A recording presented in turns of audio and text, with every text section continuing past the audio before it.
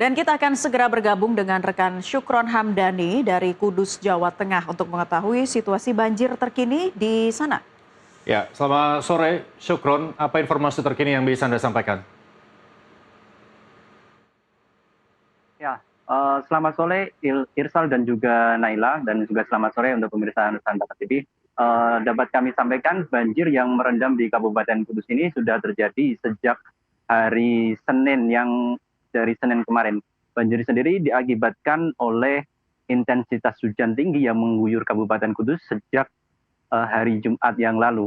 Banjir ini mengakibatkan jumlah pemukiman warga ada 31 titik, 31 desa di 7 kecamatan di Kabupaten Kudus yang terendam banjir. Selain merendam pemukiman warga, banjir juga merendam jalan akses jalur Pantura Kudus menuju Kabupaten Pati.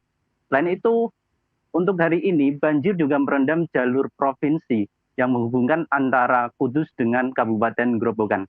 Jumlah kendaraan yang menerjang banjir juga mengalami macet hingga mogok mesin.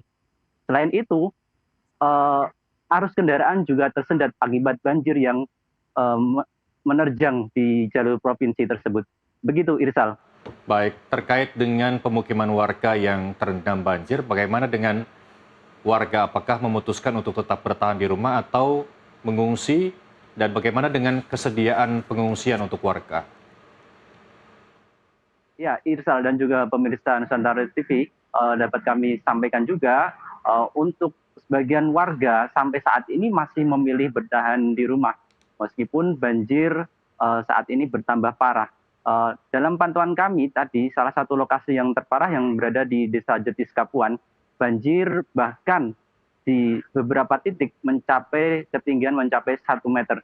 Namun demikian, warga masih tetap memilih untuk bertahan di rumah demi menjaga harta benda mereka. Pihak pemerintah Kabupaten Kudus sendiri telah mencagakan sejumlah titik posko pengungsian yang disediakan bagi para warga terdampak. Selain menyediakan posko pengungsian, pemerintah setempat juga menyediakan dapur umum untuk memenuhi kebutuhan warga. Sampai saat ini pihak pemerintah Kabupaten Kudus sendiri melalui kecamatan maupun kepala desa telah menghimbau warga agar segera mengungsi. Mengingat kondisi cuaca saat ini di Kabupaten Kudus yang intensitas hujan masih tinggi sehingga berpotensi mengakibatkan banjir semakin parah. Begitu, Irsal. Baik, meskipun warga masih memilih bertahan di rumah mereka, aktivitas warga dengan adanya banjir ini bisa jadi terganggu. Lalu bagaimana pemenuhan kebutuhan mereka? Apa yang kemudian warga butuhkan untuk bertahan hidup di tengah banjir yang menerjang Kabupaten Kudus? Ya, memang sampai saat ini intensitas cuaca di Kabupaten Kudus sendiri terpantau masih intensitas hujan yang masih cukup tinggi. Bahkan saat ini saya berdiri, ini kondisi cuaca memang mendung dan sedikit gelap. Oleh sebab itu, potensi banjir akan semakin parah.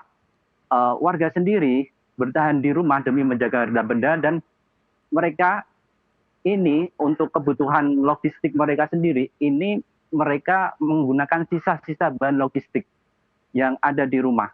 Untuk itu, mereka juga berencana akan mengungsi jika kondisi di lingkungan atau di area maupun di rumah mereka ini sudah tidak memungkinkan lagi untuk ditinggali. Begitu, Irsal.